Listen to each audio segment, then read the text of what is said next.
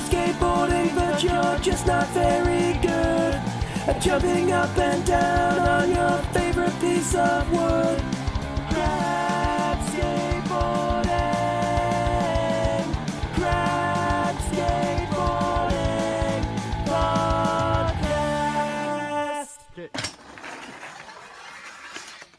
Oh, fucking ouch. Hello and welcome to the Crab Skateboarding Podcast, a weekly dive into skateboarding for the average skater, hosted by myself, James. And me, Jack. In this podcast, two distinctly average skaters chat to skateboarders around the UK and from elsewhere who represent a huge range of different aspects of a chosen sport, from the weird and wonderful to the truly talented. Each week, we will be discussing a range of exciting topics regarding skateboarding in these uncertain times.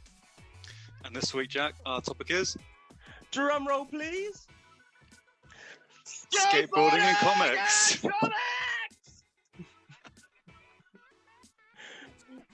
It sounds a little bit like your throat was struggling with that one, Mr. B. You know, it did. Yelling at kids all day. I don't mean that. I don't do that. I definitely won't be doing that tomorrow after doing that. Yes, and we are very lucky and privileged to be joined this week by a skateboarder and a comic book artist, Monica, all the way from Germany. Hi there, Monica. Hey guys, thanks for having me. Monica, could you walk us through your background in skateboarding and in comics, and just tell us a little bit about yourself? Yeah, so hi, thanks again for having me. I'm super stoked to talk to you guys. And I guess the background in skateboarding is pretty, there's not a lot to tell because I only started last summer in July 2020. And basically it's because I lost my mind in lockdown, and that's the short of it. The longer version is pretty much the same. I have a friend in the town where I used to commute for work before COVID, and she is the most passionate skater. Like, she rides transition and street, and every time I talked to her, she wouldn't shut up about it. And I was like, it's a bit mad, because to an outsider, skateboarders sound insane. Like, please find another topic, to talk about. But she wouldn't. And then it kind of incepted me with the idea. And I was over last summer. I think it was at the end of June. And she said, yeah, let's go to the park and we'll take another skateboard and you'll hop on. And I thought, I can't even ride a bike. I don't do sports. And I thought, yeah, sure, I'll hop on and I'll fall off, and then after 15 minutes we'll go back to like shooting the shit in the park instead of skateboarding. But what actually happened was, I was so stoked on it all of a sudden. It was magical. Like I've never felt so happy doing, I don't know, there's a whole conversation whether it's a sport or whatever, but it was fantastic. And then I went back home. I bought the cheapest complete deck I could find because shops were still open back then. I dislocated my finger the next day. Ooh. Welcome to skateboarding. Yeah, it was a pretty rude awakening. I didn't even realize. I just popped it back in and I was like, oh shit, I'm too old for this. It might never recover. And I need it for the comics, right? And then I tried to go to some skate parks in my city, but it just didn't feel nice. I don't know. Everybody was just so young and so shreddy. And so I started looking up like flatland tricks and stumbled into this whole freestyle thing that I think you talked to Jane about as well.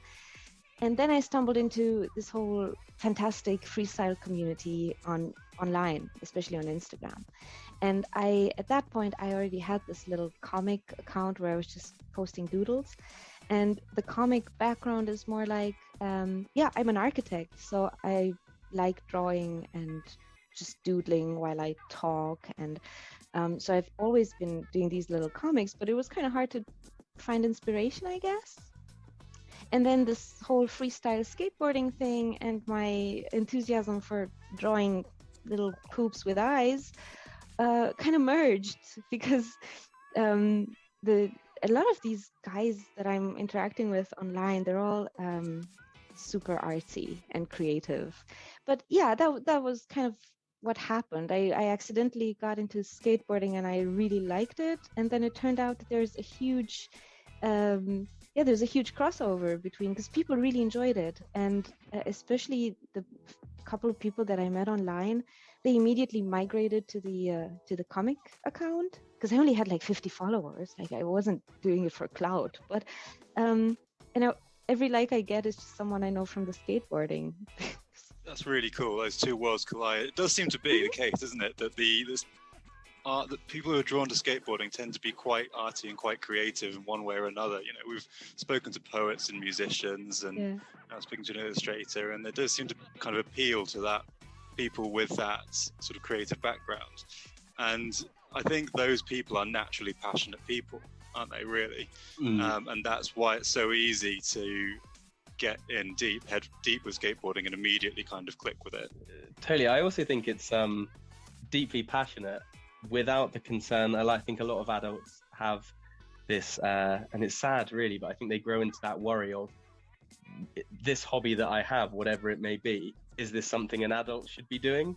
And I think that is obviously something as skateboarders that we have to get over, to want to play on our skateboards. But I think that people who are into kind of comic books or music and art, those are all the traditional things that are not kind of grown-up responsible things necessarily to do. They're interests that you do because you love them. So they're probably people who are already over that anxiety to some extent.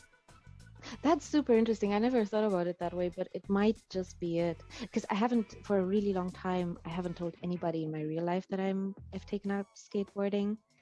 My colleagues at work, my boss doesn't know. I have a whole secret life and identity over this. And I remember you guys were talking in one of the other podcasts about how it's weird to have this as a hobby when you're in your 30s, because you're not. That was also a term I kind of learned on the podcast here, that you don't bounce anymore. No, we do not. I wouldn't know. I wasn't bouncy before, and I've only started in my 30s. So. Well, that's good. I mean, if you don't know what you're missing, then you're absolutely fine. Yes, I collapse in a heap. That's what I do. We thud, yeah. But you know what? It is a sport. Like, it's a sport. It's an art. We have that discussion so often. But I think we could all probably agree on the fact that it is. If it is a sport, it's certainly a sport that doesn't attract stereotypically sporty people often. Yeah, like people exactly who would not said. be interested. Yeah. My parents tried to get me into sports when I was a kid, because I was born and I grew up in Romania, and there's a whole tradition there with the gymnastics and so on. And my poor mom, she tried. I took tennis lessons. I went to gymnastics. I took I still can't swim right. I can't ride a bike. I can't do anything. And it's really surprising to me. But I am lying now, because once my boss rang, and I was just coming back from skating one evening, and he rang me after hours, and he heard me pant. And he's like, "Oh, are you doing sports? I'm so sorry to disturb you." I'm like, "Yeah, I went for a jog." He's like, "What?" So now my boss thinks I'm jogging in the evenings. Oh no. Oh, it's surreptitious secret skateboarding life. I'm very much out the skateboarding closet with my it. colleagues. I advertise it to my colleagues, this podcast. You should listen to this. My colleagues kind of are sort of split in two ways. There's kind of half of them who are just like, yeah, that's just what James does. He surfs, he skates. And then there's like the senior colleagues, because I work in the NHS, there's a few of the more senior colleagues who are like, oh, so you went skateboarding? Okay. Yeah, but it's so hypocritical, because they all probably watch football and things, which is fine, but it's a really bizarre thing, isn't it? My colleagues are all very lovely, but it is I'm sure they are. In case you're listening, you're not starting beef with your NHS colleagues. In terms of both of those things, so your skateboarding and your illustration, do you find you have any, since kind of going into both of those worlds, do you have any influences in either of those things, in your skateboarding or your comics? Do you have anything that really influences you? There's a lot of inspiration to be drawn from all these other skateboarders who do illustrations and comics, because that was also a thing I discovered. There's a bunch of them, and I follow a couple of accounts, and they're all like people who skateboard and they still have their regular lives and they do these comics. And this is that was a great inspiration to see that there's this huge crossover, and obviously there's a lot of really cool skaters to admire. And I found that it's the inspiration comes mostly from, I mean the experience itself, because there's so much stupid shit. Do we swear? Yeah, that's fine. Don't worry about it. Okay. There's so much stupid shit happening when you're out, and then I immediately felt the need to tell someone. But it's also it is a performative, and it is such a physical activity that it's also not enough to just tell somebody, especially if you're telling someone who doesn't skateboard, and then you're like, oh yeah, I bumped my shin and I had to have 5 seconds of existential dread, and that's much like it's much nicer to put that in a comic where you explain what happened and what a shinner is, and also it's kind of a bit of humor in it as well. You're doing very well if your existential crises in the last 5 seconds. I was at the skate park last week and I've been trying a trick. I was trying a 50-50 varial heel flip out, and I've been doing it for an hour. And it got to the point where I just sat down and just stared at the concrete for about 15 minutes, wondering what the hell I was doing. You think I could be watching Netflix? I could have a nice hot chocolate. Yeah. Why am I punishing myself like this? But then I the have wins, been wondering, the wins are so huge, aren't they? I think James and I were really lucky. We went for a really nice session last Saturday. Yeah. And it was wonderful. And I think it was we hadn't done it in a while. I say a while, it'd been a few weeks, but it felt really special. Just everything I managed to accomplish that day, no matter how little, I got a real buzz that I don't think I really get anywhere else in my life. I don't get that same feeling from anywhere else. Yeah, it's because it's so immediate as well. Because as an adult, you have to wait for every little bit of, people confirming that you're doing a good job, or awards or competition or whatever. Because architects do a lot of competitions, but it's such a gamble and it's frustrating and it never ends. But with skateboarding, you get an immediate dopamine hit when you land the smallest thing, and then it's fine. Then everything else disappears. Yeah. And that you get that feedback is almost a surprise sometimes, isn't it? It's almost a surprise, and you find yourself on your feet rolling away, and you suddenly realize, and that kind of immediate click and almost like a surprise hits you really hard, and then that's it. Like, I can sleep well at night after that. I'm beaming for the rest of the day. Exactly. Yeah. The little things mean a lot. James, I can't even remember what it was. I landed something the other day and I heard a board slap, as people do. And I turned around to thank James, just thinking, James is saying, well done for that thing I just did. That's really nice. And then it was someone else we didn't know, which doesn't happen to me a great deal. And the rest of the day, I was in a great mood. I think I skated better because of this strange, just little thing, just that little acknowledgement. Yeah, it really means a lot, doesn't it? Yeah, I don't get that in real life because I'm mostly alone, and the only thing I got, there was also a comic about that. I skate in this remote little park, and there's no one there ever, but I've had so many elderly ladies walk by and tell me I'm not doing great. Like, I've read this comic. It happens so much. Yeah. So is this? Are you referring to the smack talking grandmas? Yes! And please tell us about this. It's brilliant.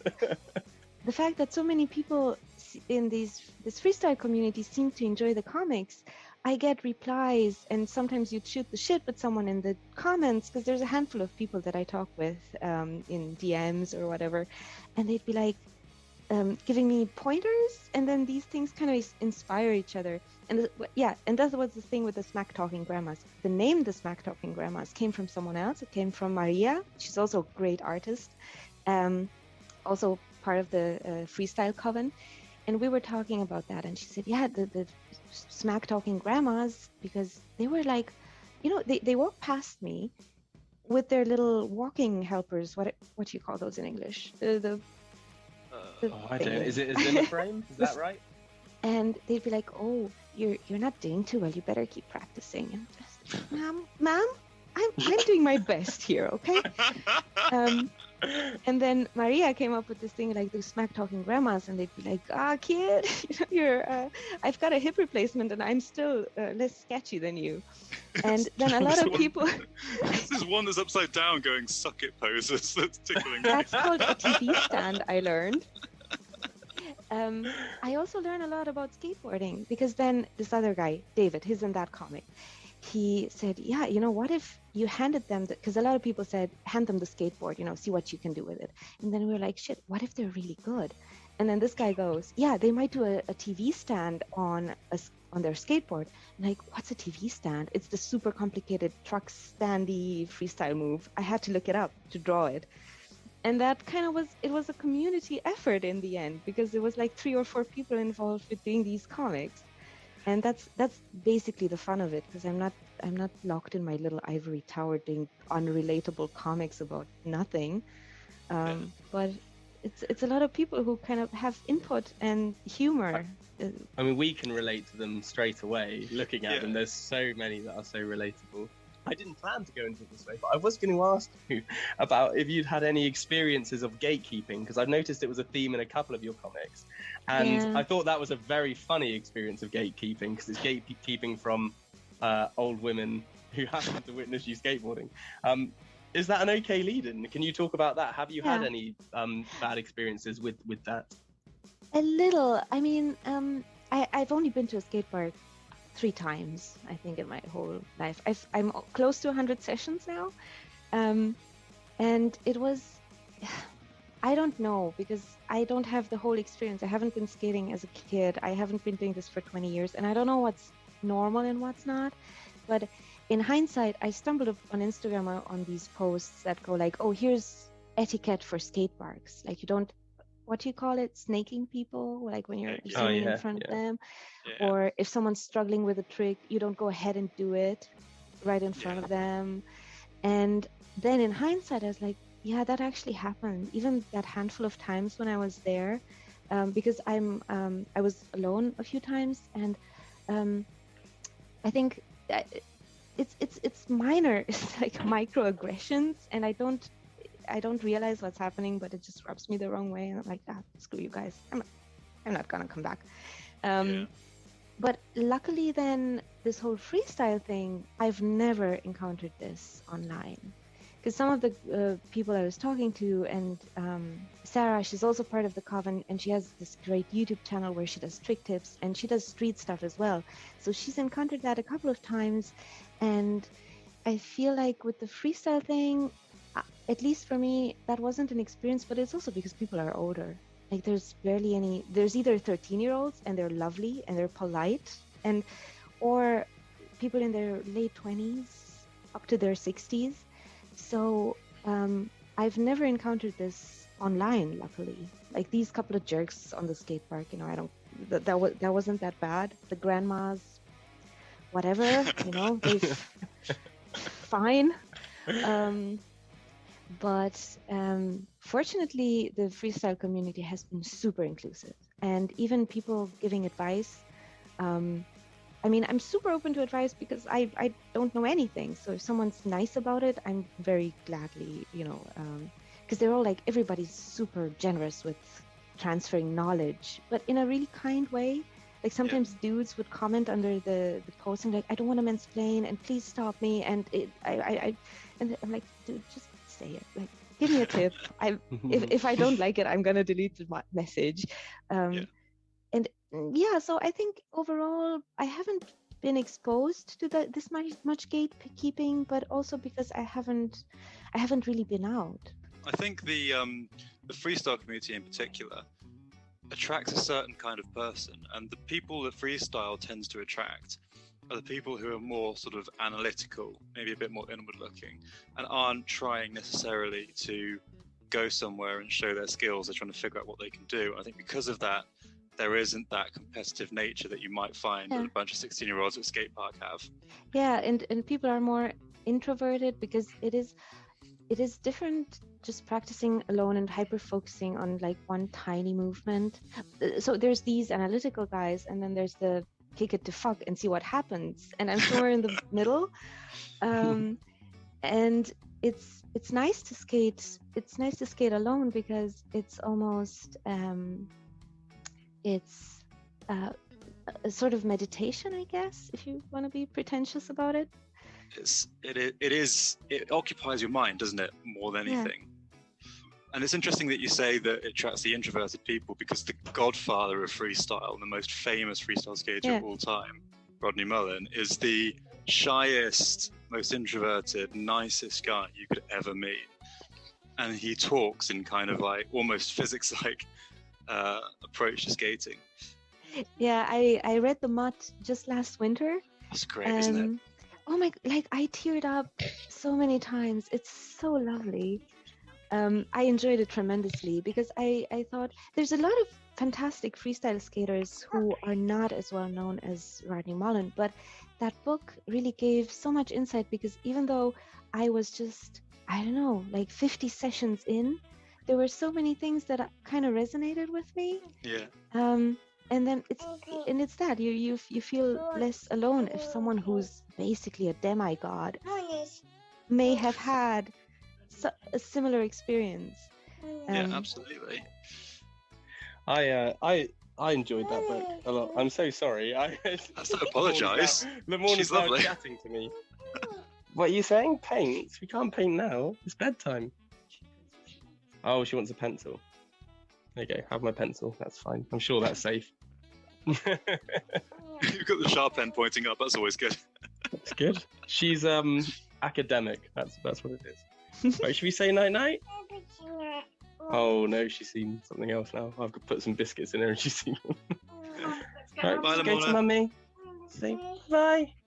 I think that was also part of how so many people were so supportive with the doodles, because I thought there's a certain type of humor that people in this tiny online community shared, and it is basically because everyone's kind of weird. I'm sorry, everybody, but they're all weird, man. Like you talk to someone for like 20 minutes and like, you're not right in the head, but it's nice.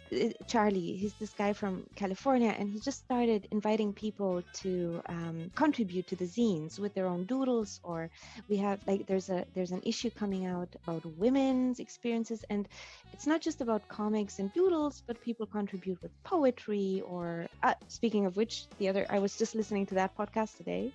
Yeah, with Tony, yeah. Oh, that was fantastic. I think that's my favorite one. So people contribute their experiences to the zine, and Charlie helps them, like if they're not really secure with the drawing, like he helps them out. And that was also really enlightening to see how many people have such creative contributions that, are shared experiences in a way, but still everybody's strange in their own little way. And at this point, I think I could recognize some of the themes of the doodles. I could know who the author was without actually reading it, because everybody has their own little idiosyncrasies. So I really like how you and Tony and a lot of other artists, you pick up and enlarge a lot of the smaller kind of aspects of skating, a lot of smaller things that a lot might just go over the heads of people who aren't skaters or who aren't other things, or maybe things that some skaters might not even think of, and then they look at the comics and they read the post and go, oh yeah, that is a thing that happens far more often than I give it credit for. And it's countless examples. I can't think of one off the top of your head, just from the trick tips to the people commenting on stuff. And it's all the small little things that make skateboarding what it is, that you really sort of focus in on and bring to the fore, and it's just so relatable. Yeah, and then there's some things, because I've been following this other comic artist. Her name is Kat Adams, and she has another comic, and she's been documenting her freestyle process, but only through comics. No one's seen her, not as far as I know. And she had this comic where she was basically describing how, when you land on your board and it kind of whooshes out from under you and straight into the daffodils, and she was like, it's it's like the board is embarrassed with you all of a sudden, and it's like I'm out of here. You know? And God, yeah, absolutely. and I can't stop thinking about it. Every time it happens, I have that comic in my head. A couple of things. You were mentioning there a zine, a particular zine. I think it's called is it the Freestyle comic? Yeah. I know that you've had some involvement with that. Could you tell us a bit more about the Freestyle comic and what it is? Yes. So this Charlie guy that I was mentioning, he's the Freestyle comic guy. He leads the account, and he's I think he's a teacher as well, but he's making his own comics, and they're brilliant, all of them. And the zines are themed. The first one, I didn't participate. I didn't contribute anything to that one because I was still like, I had just discovered skateboarding at that point. Was about epiphanies. And it ranged from people discovering, because it's very freestyle centric, but I think some experience, like obviously so many experiences are shared between these languages of skateboarding. And that was the first one. And that's how we got in touch, because that inspired me to draw these little Casper comics, because I was super struggling with the Caspers, and there's no rules in freestyle, but you have to Casper correctly.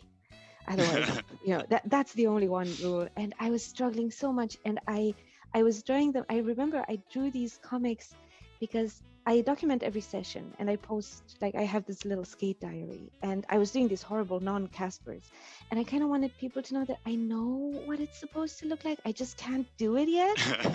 So I drew the comics, these Casper on Casper comics. And then I tagged the Freestyle comic when I posted it in one of the Instagram stories, and Charlie immediately got back to me. She's like, yeah, so we're having the zine. Do you want to contribute for the next issue? The next issue then was the battles, which ranged from, it's pretty self-explanatory. Every sort of battle you have, either hyper-focusing on a trick or failing for weeks and weeks and weeks until it clicks. And that's when I contributed the little Casper comics. The next one is the lockdown issue. And he's had, he invites people everybody who wants to contribute can DM him, I guess. And at first I didn't want to hand anything in from the lockdown issue because I don't know skateboarding outside of lockdown. It's been the only experience I know. But in the end, I did hand up something. It's actually also one of the comics on the account. And then there's two more experimental zines in the making. There is one, Domi, she's also one of the Freestyle Coven girls. She's been spearheading it more or less, and Charlie has been helping us out. She was gathering a lot of input, like creative input from women. I think she tried to interview some of the OGs as well, because the thought behind that was that women have been, marginalized by the sport. And freestyle in particular is kind of odd because, Ian Borden, he's a professor at the Bartlett. He's an architect, but he's written all these books about skateboarding and the city. Yeah. And there's a paragraph in one of those books, and he talks about freestyling as the feminine homosexual other of skateboarding, which is why it was such a marginalized, eventually, genre.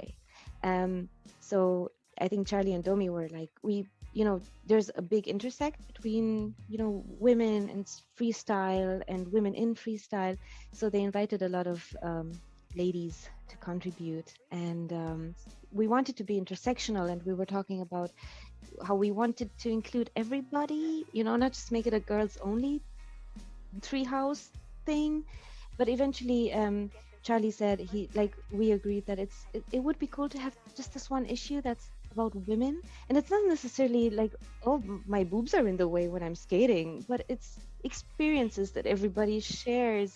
And then there's the gender thing, and just to encourage more young girls to also take it up, I guess, because it can be daunting anyway to take up a sport, and a sport that has this very hyper masculine reputation such as skateboarding. I don't think it would be perceived in that way of being exclusive just for being a women only, because to be honest, we don't need to dwell on it any more than you want to, of course, because it's your episode. But I suppose We can do. well, no, but you know, it would be ridiculous for people to be offended. I mean, people will get annoyed at that because there are always a very hyper vocal section of the population who will look for opportunities to be unkind and things like that. But actually, you know, how many skate videos have we watched that just by default are exclusively male? You know, it's actually by making something that's women only, I think you're more just highlighting talent and community that needs to be highlighted because it doesn't get the coverage it really deserves elsewhere. And I think I think you'd have to be a bit of a dick to challenge that, honestly. Yeah, that was I think that was the idea behind it, just to shine a spotlight briefly. And since we're on the topic, because I've been doing a lot of reading as well, and there's some scholars who deal with this, and I've read this great book that's called Skateboarding and Femininity by Dani Abulhava. She's also a researcher and an academic, I think also in the UK, but I don't know which uni she works for. And it's been a great book. It's centered on street skateboarding, of course, but it also shines an interesting light on like the experience of women in skateboarding. And it's also, I should cite her for my contribution to the comic because it was inspired by that. She was quoting another lecturer, I guess, who was talking about how women are encouraged from an early age to be very mindful that they don't hurt themselves or to be scared of hurting themselves. And that super resonated with me because I wasn't brought up super sheltered, but I'm constantly scared of hurting myself or taking up space or, you know, just being so anxious. And boys don't really get that because, like, yeah, sure, you're 10 and you break your arm falling from the roof. Boys will be boys, but that doesn't, at least when I grew up in 90s Romania, it wasn't a thing that girls were supposed to be, you know, kind of wild. And it feels to me, now that I'm in my 30s, falling down and dislocating my finger is almost an act of radical rebellion against my conditioning. That's brilliant. I love that, though. You know, I obviously can't weigh in to that because it's just a perspective I don't have, and that's why it's so important to talk to wider voices in the community. But what I can say is that I've mentioned it before that I'm a teacher and I teach young children, and I do think that, unfortunately, for whatever reason, I think that that's so ingrained. I think it is changing, but I think it does take so much time to change. And even with the young children that I teach now, I think that there is almost that when girls are that little bit more reckless and more prepared to take risks, even when that's seen as an affectionate thing by their parents and by wider society, it's still acknowledged in the calling, you know, in the act of calling them tomboys or making reference to the fact that it's unusual that they do that.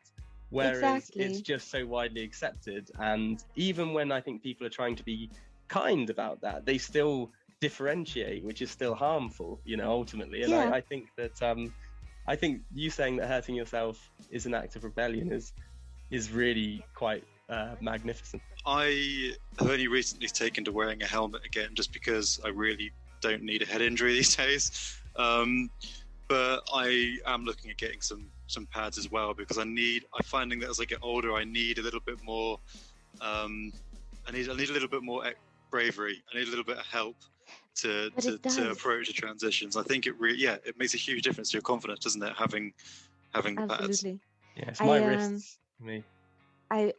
It's a bit of a ritual before I go out because I wish I were at school and just to grab my board and leave, but I wrap up my thumbs so I don't dislocate them, and I wear all the guards, and it's almost like, do you guys know the Sailor Moon intro where there's lights and sparkles, and then I used to love that show. Brilliant. So I feel like there's this ritual of a transformation, and I noticed that on the odd occasion where I didn't have all the pads, I couldn't commit to anything. Like, I barely commit to anything, but I couldn't step on.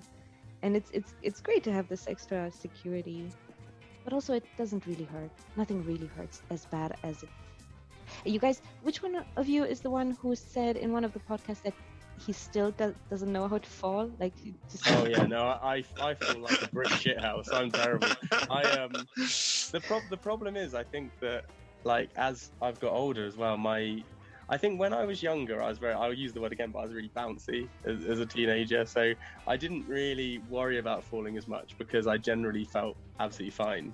And, you know, I'm older now and I'm a bit heavier and I'm a bit creakier as well. And I think that I'm not as flexible. So all of these things kind of contribute. And I think now, I mean, I never learned to fall when I was younger because I didn't mind falling, I think. And now I'm older and I still fall as recklessly as ever. I mean, I feel like I got better maybe, but there's certain things I think, you know, in that snap moment, I know to roll, that's okay, but it's my wrist. I'm really bad at putting my wrist down. And I have to say, out of the two of us, I'm not master of bailing by any means, but Jack is spectacularly ragdoll-like when he goes down. I am. Jack goes down hard. I go down really hard and from like no height sometimes, but I just really, it's like, you know, 15 stone of human going down on my little wrists, and it's just terrible. But I Jack do... has his ability to like double gravity strength somehow. I don't know how he does it, but he does. Monica, I've got a question. Just going back a little bit, you mentioned there's a correct way to do a Casper. Now, I love a good Casper. It's one of my favourite tricks. And now I'm worried I'm doing them wrong. Can you tell me how to do them properly? So I can check I am doing them properly. Oh, I hope you're doing them wrong. There might be a language barrier here as well because I'm not a native speaker. So and also I don't learn the terms. Like the freestyle coven girls, we just call them flippy hoppies. All of them. It's just flippy hoppies. We're not having arguments.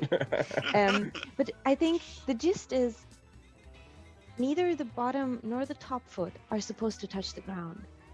There's this other guy, Sean, and he's making these funny videos about the Freestyle Academy of Knowledge and Excellence, and it's just bullshit. Like, you have to look it up. It's amazing. And he developed a thing where that would prevent you from touching, like when your foot is on the nose tail. So it's the skid blade is supposed to cradle the foot, and some people go like that. So that apparently isn't proper either. I didn't know.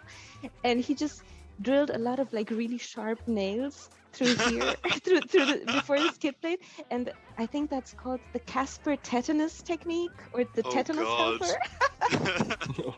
So that'll do it. That will fix your Casper. Yeah. So I think the bottom line is neither the bottom foot, this one's supposed to levitate, and the foot that's placed on the tail is also supposed to not touch. Which I sometimes wonder about because I wear kids-sized shoes. But if I had normal-sized shoes, like of course, like if you have a board this narrow, how are you not gonna touch it? I have size 13 feet, so UK 13. So that's I like think a 47. Ew. It's big, yeah. So I have to be on my tippy toes when I do a Casper. Otherwise, I'm just standing on the ground. It's weird. Like this is where the imposter syndrome kicks in, because like I've skated for 100 days and I've been just doing doodles during Zoom call. Not this Zoom call. Other Zoom calls. I think we had this conversation with Tony a bit where we said, I think it was on the Tony episode, where actually there shouldn't, you know, if you want to stand, if you stand on a skateboard, you're a skateboarder. So anything you have to say is as valid as anyone else who's doing it, you know. I love that episode. I think I mentioned this a couple of times now. That's my favorite episode because I also loved how he was talking about you're still a skateboarder if you don't skate, like maybe for health reasons, but you'd still like to and you're involved with it and you enjoy it. And I think it was the same episode where you guys were talking about how you enjoy watching people do stuff that's more attainable and not these hyper polished, glossy kind of type of videos. And I think that is also a big part of it. And also with the comics, because I don't follow any pro accounts. I follow the couple of freestyle dudes but there's no hierarchies. I with some of these guys, I only realized later that they're actual world-class athletes. I thought it was just guys on Instagram sliding into the DMs or whatever. And that's so nice. so there's no hierarchy, and I didn't know who a couple of these guys were or how good they actually were. But it's been I follow them, but I don't follow any pro accounts. I don't know any pro skaters because and the guys I focused on and that I based those comics like those animation bits on, they're obviously super talented, but they're people who have day jobs and their stuff is that's the aspirational stuff for me because I'll never clear stairs. I'll never tray flip whatever the hell. But doing like one extra flip, that might be something that I can do before my 40th birthday. So that was also maybe a bit of an homage to the Randos. Oh, Jack, can we please title this episode an homage to the Randos? That is my favourite sentence. It is now. I think it's anyone said in this podcast. But yeah, no, I kind of really love how people are also starting to integrate like elements of freestyle into street skateboarding, because I've never been interested in doing ollies, mostly because everybody tells you have to ollie, and I'm like, no, I can learn flip tricks without an ollie. Yeah. But more people can ollie than can truck stand. So, Monica, have you ever watched Gumeyagi? no, I don't think I have. Oh, you would like Gumeyagi. So there's a skateboarder. It sounds like he's right up your street. He's an odd guy to the point where apparently people hate filming with him because he insists on having carpet on his decks instead of grip tape. But then this means that the board doesn't stick that well to his feet, so things can take a frustratingly long time. But he insists on it because there's some reason he just assures everyone that it's better. I don't know what you call it in freestyle. Is it like a spacewalk? But he'll do that up like a 20 set of stairs, and then he'll get to the top and he'll like with his board on his feet, he'll like hold it and then like do like a roly-poly down the side of the rail that he's on, rather than you know just jump down it. He'll just like roll down on his bum and then just land and bottom roll away. And he does. I saw him recently like with a rubber dinghy tied to his back, and Oh my god, no, I know him, of course. Yeah. That's the guy. Yeah, Yeah. no, of course I've seen. Yeah, that's the one. And again, No, it's I just, do. You know those people where you think you are skateboarding, like he's wonderfully skillful, and Yeah. but you think these are those people who he's not doing that to flex muscles or one up anyone. He's doing that because skateboarding the is fun. crack. Yeah. Yeah. I was Exactly. going to say, so obviously you've got a lot of these little bits and pieces of inspiration that cause you to create these comics, and you've got these really cool observations of skateboarding. What would you say is kind of like your favorite weird little thing that happens to skateboarding that you felt compelled to draw? I know. I was thinking about this. So I can only do like 5 tricks, but it happened a lot of times that I would attempt something. Like the first thing where it happened was the rail whips. You know, when you're in rail and one foot rests on tippy toes on the wheel, and then you kind of kick it with the other foot. And the first how thing Jack breaks his toes. I Yeah. Sorry, have go tried ahead. to learn these recently. Jane was doing them, and when we spoke to Jane, and I thought, I really want to learn that. And I don't have a freestyle board. I just have a normal, quite wide street deck because for my big clumsy feet. And I've been trying to do it, and I can't figure it out at all. It feels like I just kicked the board, hurt my toes, and it doesn't move. That's as far as I get. Carry on. freestyle wheels help, and I've got like 4 washers under every wheel. But even with the freestyle deck and the wheels, it seemed impossible. I tried, and it looked so deceptively easy that I didn't attempt it for a really long time because I was like, yeah, I can do that whenever. You know, it's not a challenge. And then I tried, and it seemed impossible. It made 0 sense. It didn't move from under me at all. And then I was like, okay, maybe I gotta wait a few months, or maybe I'm not there yet. And then just a few weeks later, I think I stopped for a lot of sessions, and I attempted it out of the blue, and it worked. It just clicked. And there was this feeling of when I felt the board go around, and then people gave me pointers, and now I kind of know I've gotten better at it because I know what to do. But this moment where I just went, oh, well, whatever, I'm just gonna do it. I know I'm gonna fall. And then it went around, and it was, what the hell just happened? And I hadn't been practicing it. It just clicked all of a sudden because muscle memory works in mysterious ways, I guess. And Yeah. it's been happening since quite a bit, where I would attempt a trick, I'd give up because I was like, I'm not there yet. I have to practice rolling more. I have to do work on the basics. And then I stop for 10 sessions, and then it immediately clicks, and I have no idea what happened. It's like it's this transcendent holy thing going Yeah. on. The spirit moves it. Yeah. Oh, fucking hell. Plug away.